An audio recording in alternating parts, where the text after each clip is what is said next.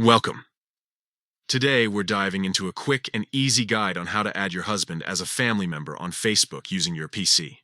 This new update makes it simpler than ever to showcase your family connections on your profile, so let's get started.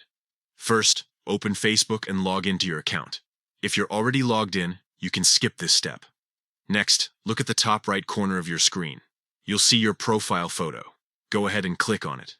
This action will take you directly to your profile page.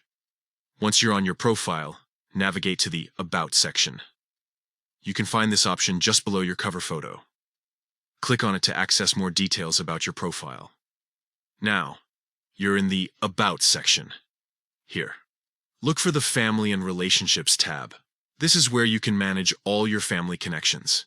Click on that tab to proceed. In the Family and Relationships area, you'll see an option that says Add Family Member. Click on that to begin adding your husband. Now comes the fun part. You need to choose the type of relationship.